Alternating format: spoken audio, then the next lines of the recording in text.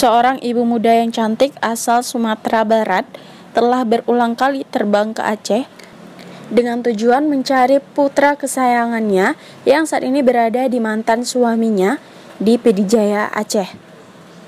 Pasalnya, setelah rumah tangga mereka retak di tahun 2017 silam karena suaminya kawin lagi, anaknya yang sematawayang telah dibawa suaminya dan sampai saat ini Sarah belum bisa bertemu dengan anaknya. Setelah rumah tangganya hancur, Sarah sangat kangen dan rindu sama anaknya. Hingga tak henti-hentinya Sarah menangis dan berusaha mencari. Bahkan ia hampir gila. Perjuangan Sarah tidak hanya sampai di situ. Ia pernah mencari ke Batam, ke tempat istri muda suaminya, tapi tidak bertemu juga. Di tahun 2019 kemarin, Sarah juga mencari ke Aceh, ke rumah keluarga mantan suaminya, tapi tidak bertemu jua. Selanjutnya di awal tahun 2021 ini, Sarah kembali terbang ke Aceh, tepatnya ke Pidijaya, tapi juga gagal bertemu dengan anaknya. Lalu Sarah menjumpai P2TP2A Pidijaya untuk memohon bantuan P2TP2A agar bisa mempertemukan Sarah dengan anaknya. Hingga terjadilah mediasi perjanjian antara pihak suami MK dan Sarah. Sarah pun percaya penuh bahwa pihak P2TP2A Pidijaya akan memihak kepada kebenaran. Sarah, ibu dari AR, dengan mata yang sembab menceritakan keluh kesahnya dalam mencari anaknya. Sejak kapan Ibu sudah mencari anak Ibu? Sejak tahun 2017 bulan 8, tepatnya di Agustus ya Pak, mau Agustusan saya mencari anak, tapi karena keburu kelihatan saya sama pihak keluarganya, akhirnya saya nggak dapat anak, ya kan. Setelah itu di tahun 2018 saya mendengar anak ada di Batam kan, saya mencari sebelum bulan puasa kalau nggak salah ya, di Pelabuhan Batam Center, 11 hari saya stay di sana, nunggu dari pagi sampai sore berharap anak passing ke Batam, karena posisi rumah ibu tirinya di Batam, ya kan. Saya sudah mengecek sama orang dalam, katanya ada yang namanya ini 3 orang katanya. Jadi saya tunggu. Ternyata mereka nggak pulang ke Batam Pak, dia pulang ke Dumai. Akhirnya itu nggak ketemu? Nggak ketemu, mereka pulang ke Dumai Pak, bertiga itu. Setelah itu saya memutuskan untuk berhenti dulu mencari anak. Di situ saya ada bawa barang Pak, sejenis kayak baju ya kan, mainan anak ya kan. Saya punya teman yang kebetulan teman dekatnya dia, si bapaknya si anak ini. Saya menitipkan barang itu kepada beliau. Beliau mengatakan beberapa hari kemudian WA saya, Mama Aril, barang dibuang sama ibu tirinya. Jadi maunya gimana ini barang? Apa saya kasih sama anak yang kurang mampu atau gimana? Saya iyahin. Ya udah Kak, nggak apa-apa. Ya kan? Sedih karena pemberian kita dibuang, merasa nggak berharga ya. Pastilah seorang ibu ya. Kita mau memberikan apa yang kita punya sama anak gitu kan, ingin dipakai sama anak, kemudian nggak dihargain sama pihak keluarganya kan. Setelah itu saya stop untuk mencari anak karena saya juga butuh bekerja ya Pak ya. Saya bekerja sampai sekarang saya alhamdulillah udah ada pendapatan, saya merasa mampu. Akhirnya di tahun 2021 ini saya mencari anak lagi. Dan cara saya memang salah. Saya datang ke sekolah tidak ada izin karena namanya kerinduan yang hampir 4 tahun. Saya langsung peluk anak dan anak pun memang histeris, ketakutannya bukan ketakutan gimana. Dia banyak yang ngojok-ngojokin antara ibu guru dan ibaratnya adik ipar saya mengantarkan sekolah, membuat anak bingung dan takut. Akhirnya anak pun menangis takut kan, memeluk guru dan saya pun peluk sama guru itu kan. Saya menjerit-jerit karena saya merasa takut saya dipisahin lagi. Kemudian ada security datang, kemudian pihak keluarga si laki-laki datang ya kan. Dari situlah saya dibawa ke polsek karena pihak guru tidak mau ada keributan. Setelah itu saya menjelaskan ke polsek ya kan, karena pihak polsek tidak tahu mengenai tentang anak dan ini pun ibu kandungnya. Akhirnya dia menelpon ibaratnya perlindungan anak dan perlindungan perempuan ya Pak ya. Saya ketemulah sama ibu ini ya kan. Akhirnya disitulah saya menjelaskan semuanya dan sekarang alhamdulillah lagi lagi ditelusurin. Sekarang lagi diperjuangkan hak anak itu di mana. Ibu dan bapaknya itu tidak berhak ada satu orang pun yang memisahkan dari anak dan si bapak dan si ibu itu tidak berhak ada satu orang pun yang melarang ya Pak ya. Jadi di situ saya minta keadilannya saja, gimana baiknya saya harus bertemu anak, menjaga anak selayaknya saya seorang ibu ya kan. Kalau saya tidak layak, hukum kan mengerti, hukum bisa melihat saya, bisa memantau saya, iya kan. saya misalkan ibu yang nggak baik, misalkan kan masih bisa didampingi sama ibu perlindungan anak ini kan. Saya serahin semua sama hukum gimana baiknya, karena saya butuh anak saya. Selama 4 tahun ini saya tidak bertemu anak, otomatis kerinduan pasti dalam lah ya. Iya. Terus Bu, kemarin waktu jumpa di sekolah itu kira-kira berapa jam Bu sama anak? Mungkin beberapa setengah jam ada, karena kita meluk anak, menunggu bapaknya datang dari rumah kan. Berjumpa sama si anak itu, pihak keluarga hampir semuanya datang, ipar-ipar datang gitu kan, untuk melihat apa kejadiannya gitu kan. Ternyata mereka mengasumsi bahwa saya ingin menculik anak, ya kan. Jadi saya di sini tercambuk gitu kan. Mereka tidak tahu persoalannya. Jadi saya di situ harus tegar. Banyak yang membuli, banyak yang memojokin, tapi inilah perjuangan saya untuk ketemu anak gitu. Terus setelah di situ apa udah pernah ketemu sampai hari ini Bu? Setelah dari situ ke polsek, saya dipisahin sama anak lagi, sama mantan suami saya, dibawa kabur sama dia kan. Tidak ketemu, saya cari ke rumah Pak, mereka nggak pulang ke rumah sampai saat ini. Apakah Ibu pernah mencari ke rumah keluarga mantan suami? Sudah Pak. Sudah. Apakah di situ nggak ada anak? Kenapa?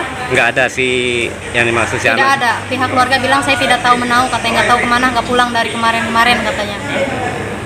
Terus ini bagaimana rencana Ibu lanjutnya? Saya serahin sama hukum saja Pak, sama pihak berwajib. Kalau dia mempersulit ya saya pasrah lah, kayak gimana baiknya. Saya nggak mengerti tentang hukum banyak ya Pak ya. Jadi gimana baiknya tentang perlindungan anak dan perempuan ini gitu kan, mengenai anak saya, mengenai antara dilarang ini saya kurang paham banget gitu kan ya. Biarlah mereka yang menilai sendiri, karena saya di sini hanya memperjuangkan hak seorang ibu ingin bertemu anaknya, ingin menjaga anaknya, ya kan, ingin anaknya mengenal saya siapa. Terus kerinduan Ibu untuk bertemu dengan anak, sejauh mana ini Ibu akan berjuang Bu?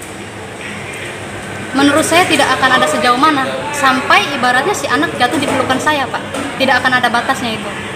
Andai kata nanti si anak jatuh ke pangkuan Ibu atau kembali ke Ibu, apakah Ibu sudah siap menerimanya? Kenapa? Apabila nanti setelah proses hukum dan segala macam ternyata si anak ke Ibu, apakah Ibu sudah siap menerimanya? Sangat siap. Nur Hayati, kakak angkat Sarah dari Sumatera Barat, kepada Tipikor Aceh TV menceritakan bahwa perjuangan Sarah dalam berusaha untuk menemui anaknya cukup besar. Sarah kehilangan anaknya udah 3 tahun lebih sampai sekarang, yaitu sejak tahun 2017.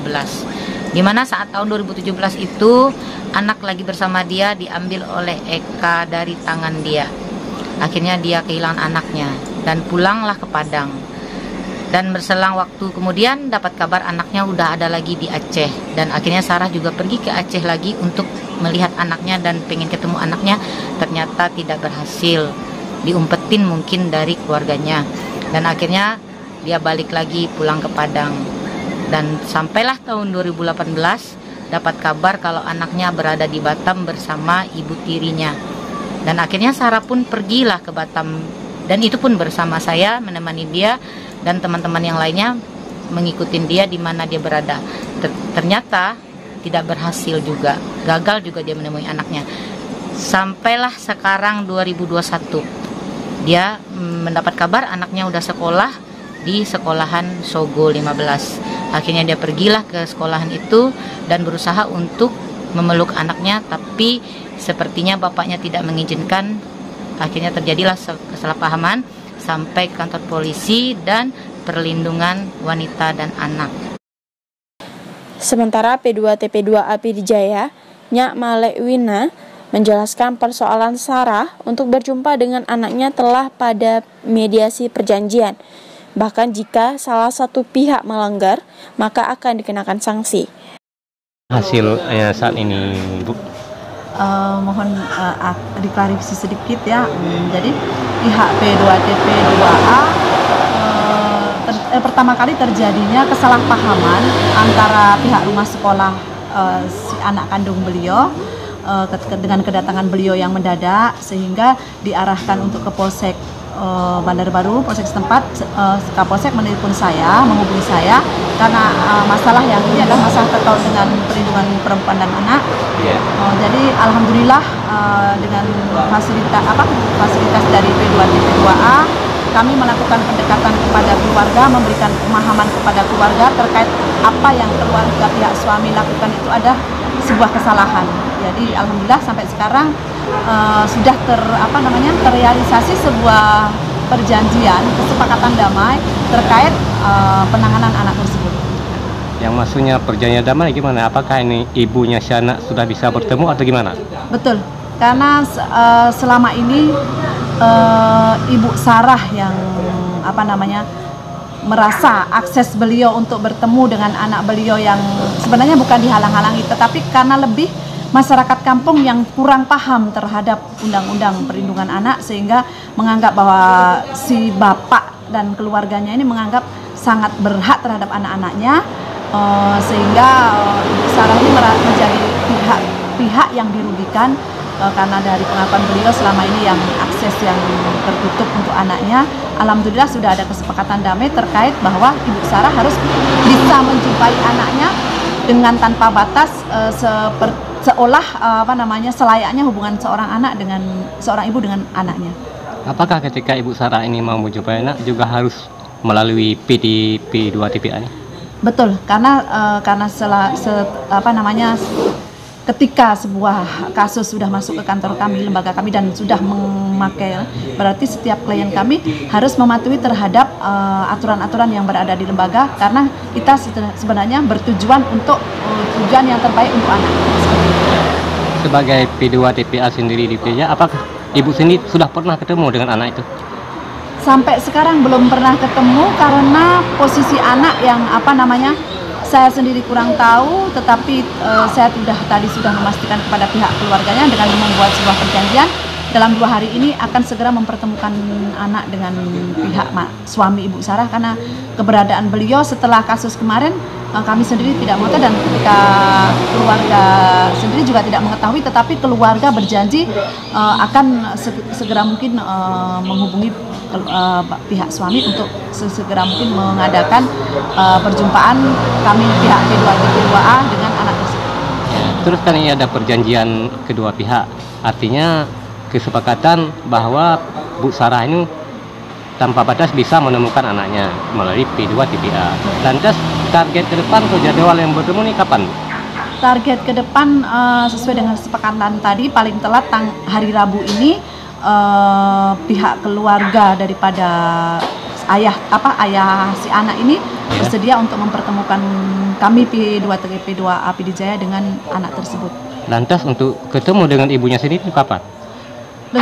Karena keadaan ibu yang beliau sendiri, Ibu Sarah ini adalah warga dari Pandeglang, Jawa Barat dengan jarak dan waktu, Ibu Sarah akan mengusahakan secepatnya kembali lagi kemari, dan tanpa batas kapan yang Ibu Sarah bersedia dan ada luang waktu, kami siap mendampingi. Iya. Terus jika salah satu pihak melanggar perjanjian, ada hukumannya? Jelas sekali tertuang dalam perjanjian kesepakatan damai tersebut. Apabila salah satu dari kedua belah pihak tersebut melanggar terhadap poin-poin dalam perjanjian damai, kami akan mengarahkan ke undang-undang yang berlaku di NKRI. Dari PD Jaya, Ismet melaporkan. Dengarlah sayang.